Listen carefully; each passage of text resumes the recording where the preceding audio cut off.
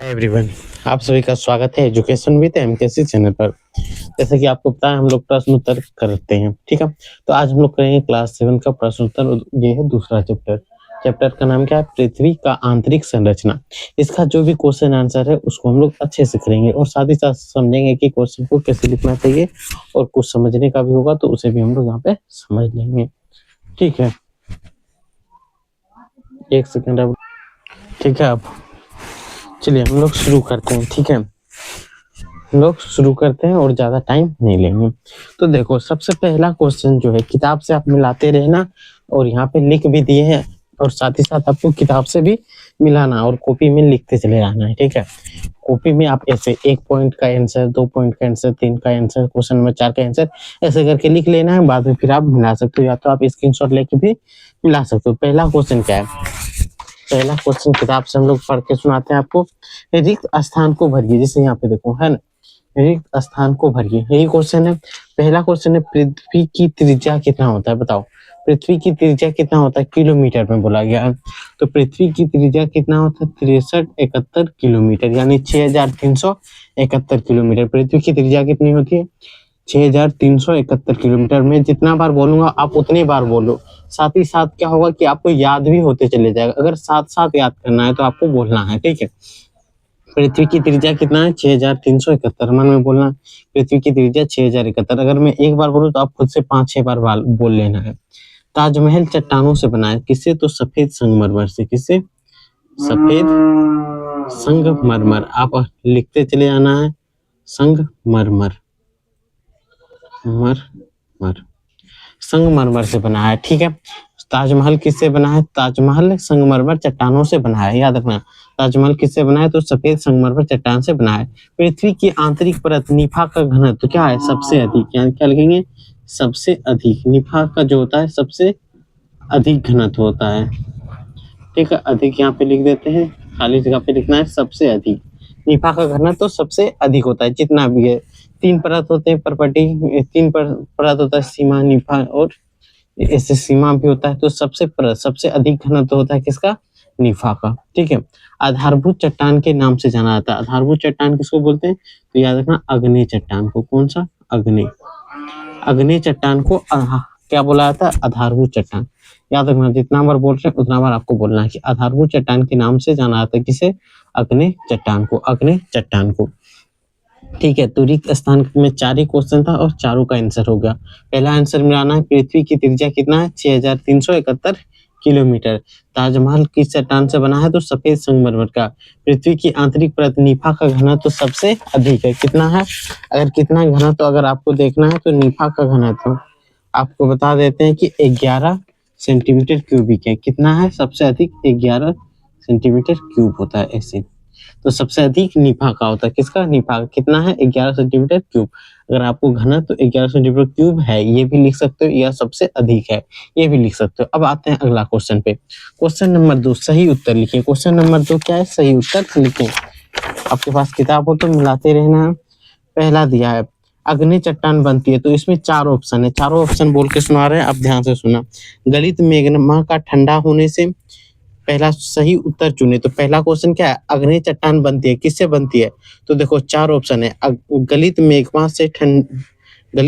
के ठंडे होने से, अवसादों के जमा होने से, चट्टानों के रूपांतरण से, अवसादों के आपर्दन से। तो यहाँ पे आंसर होगा क नंबर। क्या होगा? क नंबर। क नंबर क्या है?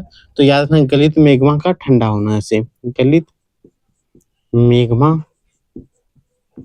का ठंडा होने से, का ठंडा होने से। ऑप्शन नंबर क सही होगा। क्या होगा? क। इसका आंसर क्या होगा? गलित मैग्मा का ठंडा होने से अग्नि चट्टान बनता है। पृथ्वी की सबसे भीतरी परत, सबसे भीतरी आंतरिक परत को क्या बोलते हैं? क्रॉड। क्या बोलते हैं? क्रॉड। तो यहाँ देखो ऑप्शन पहले बता देते हैं क्या क्या है। क नंबर है सीमा, ख नंबर है मेंटल, ग नंबर है क्रॉड, घ नंबर है प्रॉपर्टी। तो आंसर ग नंबर होगा। क्या होगा? ग नंबर। क्या होगा? क्रॉड। याद रखना, सारा आंसर पढ़ के भी सुना रहे ताकि कोई भी डाउट ना हो, कोई भी क्वेश्चन गलत ना हो जाए। पृथ्वी के सबसे भीतरी परत का नाम क्या है? सबसे आंतरिक परत का नाम क्या है? क्रॉड। क्या है? क्रॉड। और अग्नि चट्टान बनती है किससे? गलित मैग्मा से। कोयला पेट्रोलियम प्राकृतिक गैस का उदाहरण है। कोयला पेट्रोलियम प्राकृतिक गैस का उदाहरण है। तो यहाँ पे दिया हुआ है ऑप्शन, देखो आप, एक नंबर दिया है सेल, दूसरा नंबर अवसाद, तीसरा नंबर जीवाश्म, चौथा नंबर घर पेड़। ठीक है, पेड़ यानी कि इसमें क को दिया है, क नंबर सेल, ख नंबर अवसाद, ग नंबर जीवाश्म, घ नंबर पेड़। तो इसका आंसर अब मेरे पास एनसीईआरटी बुक है, देख सकते हो आप, वही बुक आपके पास भी रहना चाहिए। तो आंसर यहाँ पे क्या होगा, ग नंबर जीवाश्म। क्या होगा, जीवाश्म। ठीक है, आंसर इसका होगा जीवाश्म। अगला क्वेश्चन आते हैं, पृथ्वी की सबसे पतली परत। तो इसमें ऑप्शन दिया है, पृथ्वी की सबसे पतली परत में प्रपटी, मेंटल क्लॉड और चट्टान।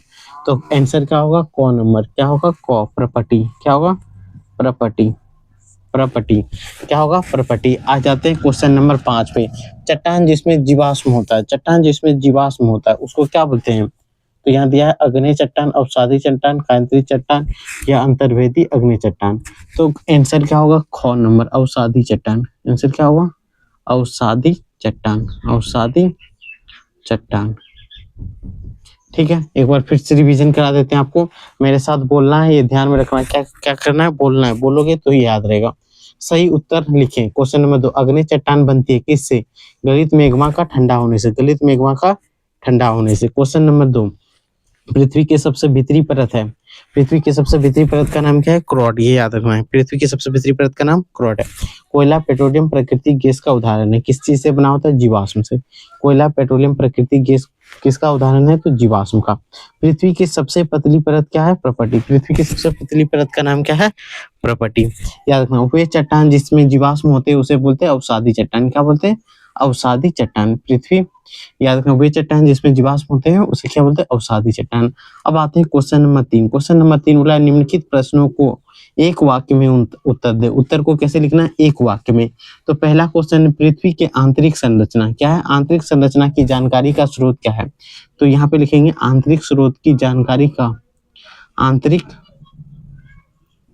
स्रोत। आंसर लिखना है स्रोत, आंतरिक जानकारी का स्रोत। क्या लिखेंगे, आंतरिक जानकारी का स्रोत। जानकारी का स्रोत ज्वालामुखी व भूकंप है। ज्वालामुखी, यहाँ पे डॉट में लिख देंगे मैग्मा, व भूकंप, यहाँ पे ब्रैकेट में लिख देंगे तरंग। भूकंप से क्या निकलता है, तरंग। तो तरंग है। ये हो गया आंसर। एक ही वाक्य में लिख दिए, देखो एक वाक्य नहीं।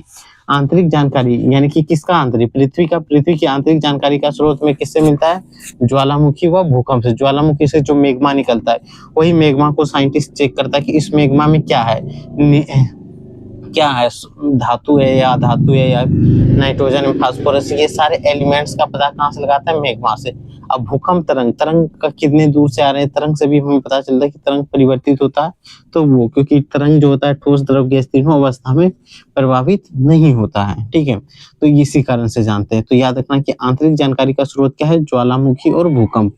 ज्वालामुखी और भूकंप, पृथ्वी की आंतरिक संरचना की जानकारी का स्रोत दो ही है, क्या क्या, ज्वालामुखी और भूकंप। तीसरा स्रोत जो है इसमें नहीं दिया है, वो होता है खुदाई। खुदाई करके भी हम लोग जान सकते हैं, लेकिन उतना अंदर खुदाई कौन करेगा, बताओ, खुदाई कैसे करेगा। तो अभी तक हाल में एक बार खुदाई हुआ था, तो बहुत ज्यादा दूर नहीं जा सका। खुदाई करे हुए जैसे जैसे मशीन जाएगा अंदर जाएगा, वहां पे बहुत ज्यादा गर्म है, और मशीन जो भी मशीन या आंतरिक यान लगेंगे तो लोहे का होगा या किसी भी चीज का होगा, वो गलने की संभावना ज्यादा होता है। ठीक है, इसलिए वो करना संभव नहीं है।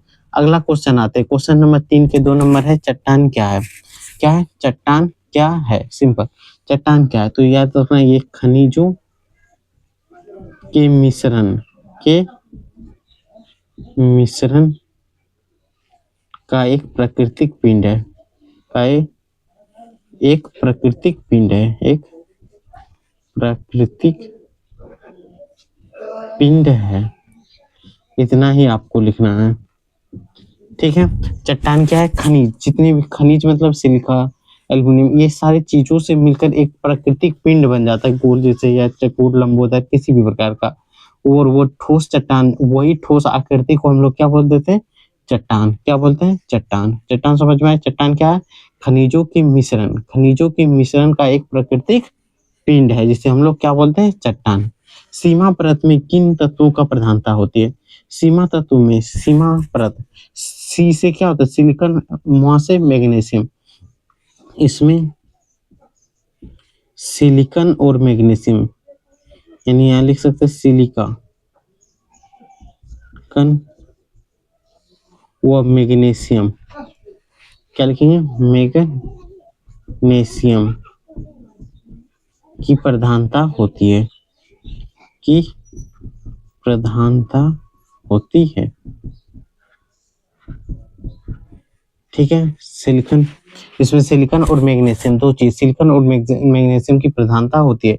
एक वाक्य में देना है आंसर, इसीलिए इसको ज्यादा बड़ा करके कोई फायदा नहीं है, हमें सिंपल इसको एक वाक्य में ही देना है।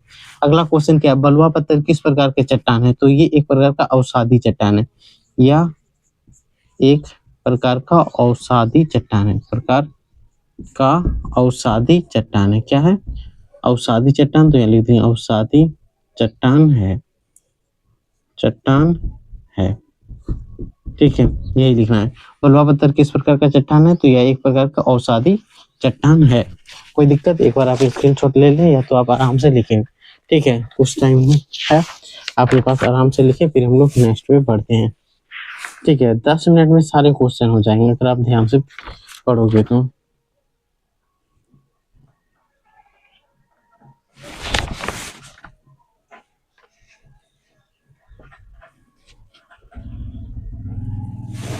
ठीक है, तो देखो यहाँ पे एक चीज याद रखना है, यहाँ सिलिकॉन नहीं, यहाँ पे क्या लिखना है आपको, सिलिका, क्या लिखना है, सिलिका व मैग्नीशियम की प्रधानता होती है। सिलिका क्या होता है, बालू, एक प्रकार का रेत बोल सकते हो, जो हाथ में उठा लो बालू, वो उसमें सिलिका का कण कहीं ना कहीं मौजूद होगा। तो सीमा परत में किन तत्वों की प्रधानता होती है, इसमें सिलिका व मैग्नीशियम की प्रधानता होती है। एक बार बोल देते, अगर जो नहीं लिख पाए वो सुन के भी लिख लेना।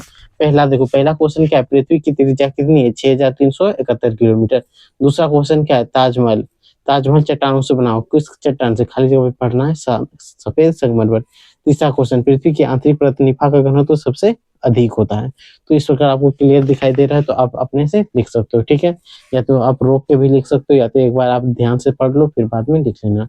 अब हम लोग पार्ट 2 में इसको पूरा कंप्लीट कर देंगे इस चैप्टर को। ठीक है, बस आज के लिए इतना ही।